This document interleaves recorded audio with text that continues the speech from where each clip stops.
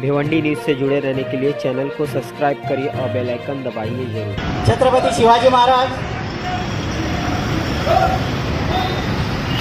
Jyotirao Phule, doctor Baba Saheb Ambedkar, Shahu Maharaj और कांशीराम जी, इन सभी महापुरुषों के विचारों का अनुसरण करते हुए आज बहुजन समाज पार्टी भिवंडी लोकसभा की तरफ से कैलाश गायकवाड़ जी एक दिवस उपोषण पे बैठे हैं ईवीएम हटाने के खिलाफ।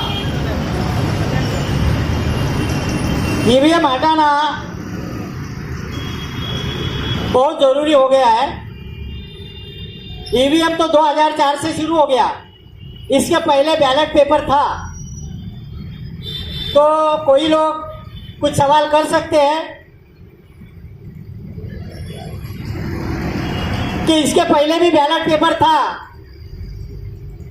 बीच में मशीन आ गई और आप बैलेट पेपर की डिमांड कर रहे हैं। बैलेट पेपर के माध्यम से चुनाव होना चाहिए। जब बैलेट पेपर था तो 1950 से लेके बैलेट पेपर मशीन आने तक धीरे धीरे बहुजन समाज अपने हक और अधिकार के लिए इकट्ठा होते रहा। मान्यवर कांशीराम जी के और बहन मायावती जी के नेतृत्व में पूरे देश के अंदर बहुजन समाज पार्टी ने एक अपनी ताकत बनाई है। अगर हम सही मायने में देखें तो बाबा साहब के बाद जो रिपब्लिकन पार्टी थी या शेड्यूल कास्ट फेडरेशन था, जो एक नेशनल पार्टी थी, बाबा साहब के जाने के बाद ये नेशनल पार्टी खत्म हो गई और मान्यवर कांशीराम जी ने बाबा साहब के विचार लेके, फुले के विचार लेके, शाहू के विचार लेके फिर से बहुजन समाज पार्टी के रूप में एक बहुजनों की नेशनल पार्टी बनाई है। कांशीराम जी के आने के पहले, उसके बाद भी बहुत लोगों ने प्रयास किया, लेकिन कोई नेशनल पार्टी नहीं बना सका। आज Bahujan Samaj party national party बन गई। हमने 4 बार उत्तर प्रदेश में सरकार बनाई और हमारा लक्ष्य अभी दिल्ली की तरफ था। 2007 में पूर्ण बहुमत से हमने उत्तर प्रदेश में सरकार बनाई और बहन मायावती उत्तर प्रदेश की मुख्यमंत्री बनी। हमारे 203 एमएलए चुन के आए थे। हमारी मेजॉरिटी गवर्नमेंट उत्तर प्रदेश में बनी थी। जो मनुवादी विचारों के लोग हैं, जिन्होंने हजारों साल से हमको मानवता के हर अधिकार से वंचित रखा था, हमारे हक और अधिकार से वंचित रखा था, हमारे हर वो काम में वो बाधा डालते रहे। ना उन्होंने हमें शिक्षा का अधिकार दिया, ना हमें मान सम्मान दिया, ना इंसानियत की जिंदगी जीने का कभी उन्होंने अधिकार नहीं दिया। 6,000-7,000 जातियां बना के उन्होंने लोगों को हमेशा लड़वाया, आज भी वो लड़वा रहे हैं। तो हमने सोचा कि हमारी पार्टी दिल्ली में सरकार बनाएगी, बहुत जल्द बनाएगी और 2007 में हमने पूरे मेजॉरिटी के साथ उत्तर प्रदेश में सरकार बनाई थी। ये जो मनुवादी पार्टी है, तो ये सब हमने बैलेट पेपर के माध्यम से किया था और हमारी ताकत बनी थी, हमारी सरकार भी बनी थी। उनको ये लगा कि अगर वो उत्तर प्रदेश जैसे बड़े सूबे में अपनी सरकार बना सकते हैं, तो बहुत जल्दी दिल्ली में भी सरकार बना सकते हैं। ये मनुवादियों के ध्यान में आ गया और उन्होंने मशीन का हैकिंग चालू कर दिया।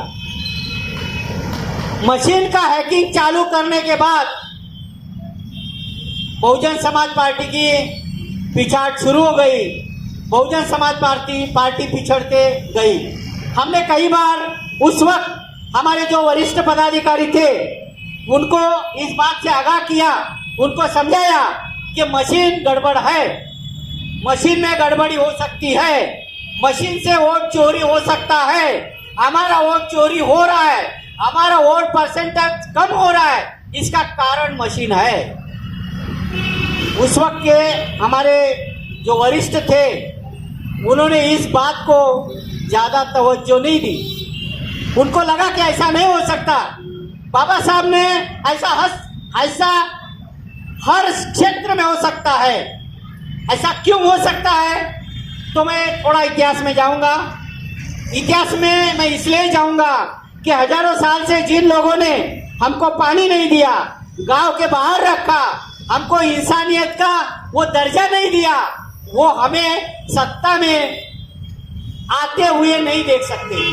वो हमें सत्ता पे काबिज होना उनके लिए मुसीबत हो सकती है, ये उन्होंने सोच लिया था, इसलिए वो सत्ता से हमको दूर रखना चाहते थे। 1916 में जब ब्रिटिशों को इस देश को छोड़ना था, ब्रिटिश इस देश से जाना चाहते थे, लेकिन जाने के पहले वो इस देश में कुछ करके जाना चाहते थे। इस देश के लोगों को उनका हक अधिकार दे के जाना चाहते थे।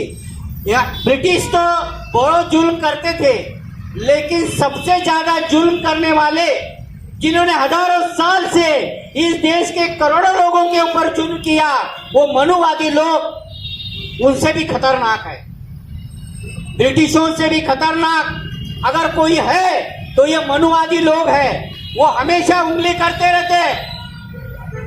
सम्राट अशोक का राज इन्होंने हड़प लिया, उसे छीन लिया और यहाँ फिर उन्होंने मनुवादी व्यवस्था कायम की। वो मनुवादी व्यवस्था कायम रखने के लिए हमको सत्ता से दूर रखना चाहते हैं। तो 1916 में जो साउथ बरो कमीशन इसी देश में आया था, साउथ बरो कमीशन जब रानी ने भेजा था इसलिए कि आप जाओ और देश में सर्वे करो कि किसको वोट का अधिकार देना चाहिए, किसको नहीं देना चाहिए या सबको देना चाहिए। इसका सर्वे करने के लिए 1916 में एक कमीशन आया था जिसका नाम है साउथ बरो कमीशन। साउथ बरो कमीशन को बाबा साहब ने एक निवेदन किया 1916 में। 116 साल पहले बाबा साहब ने साउथ बरो कमीशन को एक निवेदन दिया था और उन्होंने कहा था उस निवेदन में कि वोट का अधिकार इस देश के हर नागरिक को मिलना चाहिए, चाहे वो किसी जात का हो, किसी धर्म का हो, किसी पंथ का हो या कोई लिंग का हो, उसको वोट का अधिकार मिलना चाहिए।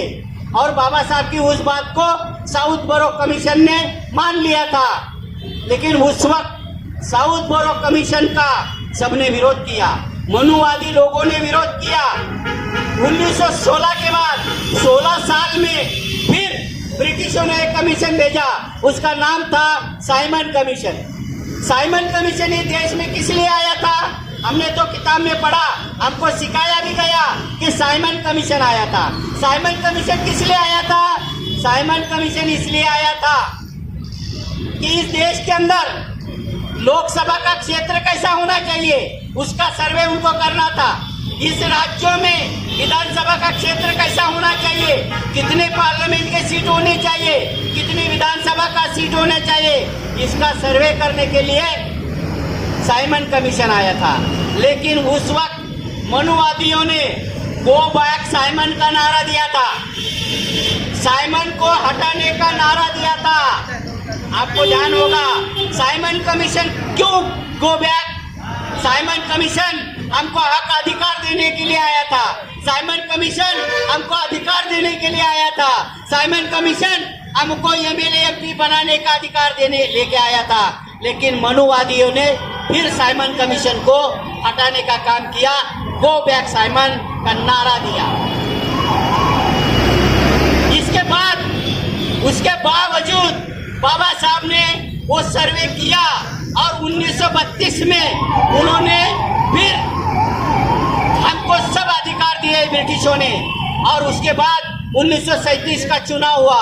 1937 के चुनाव में बाबा साहब तो चुन के आए, लेकिन बाबा साहब के साथ साथ और 34 एमएलए चुन के आए। उसके बाद फिर बाबा साहब ने, उस वक्त बाबा साहब का जो पार्टी था उसका नाम था स्वतंत्र मजदूर पार्टी, इंडिपेंडेंट लेबर पार्टी। और इंडिपेंडेंट लेबर पार्टी के नाम से बाबा साहब ने 1937 का चुनाव लड़ा था। उसके बाद संविधान बना और संविधान बाबा साहब ने बहुत मेहनत से बनाया। बाबा साहब ने रात भर जाग के, दिन भर रात दिन एक करके, बहुत स्टडी करके बाबा साहब ने संविधान बनाया और हमको वो हक अधिकार दिया। जब से संविधान बना तब से मनुवादी और बौखला गए। उनको ऐसा लगा कि संविधान में बाबा साहब ने सबको वोट का अधिकार दिया, अगर ये 7,000 जाति के लोग कभी एक हो गए तो ये मनुवादियों को जिंदगी भर कभी सत्ता में आने नहीं देंगे।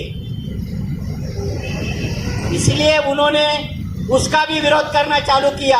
बाबा साहब के जाने के बाद तो पार्टी खत्म कर दी।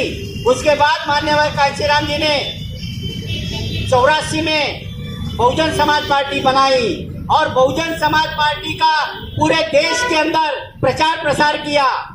इतना प्रचार प्रसार किया कि बहुजन समाज पार्टी ऐसा लग रहा था कि हम दिल्ली की सत्ता ले सकते हैं। ये जब मनुवादियों को मालूम हुआ तो कांग्रेस ने चुपके से मशीन लाया। ये मशीन कांग्रेस की देन है, चाहे कांग्रेस हो चाहे बीजेपी हो, ये मनुवादी विचारों की पार्टियां है। और ये मनुवादी विचारों की पार्टियां, ये बहुजन समाज जिसकी तादाद आज 140 करोड़ के आसपास है, उनको वो सत्ता से बाहर रखना चाहते हैं। इसलिए ये मनुवादियों ने मशीन लाया। जब मशीन लाया तो इसका विरोध लाल कृष्ण आडवाणी ने किया, पूरे बीजेपी वालों ने किया। आज बीजेपी वाले वही मशीन का सहारा लेके अपनी सत्ता पे काबिज हो गए। तो हम अपने कार्यकर्ताओं को या सबको कहना चाहते हैं कि आज ये छोटा सा हमने प्रयोग किया है एक उपोषण का, हो सकता है कल से ये पूरे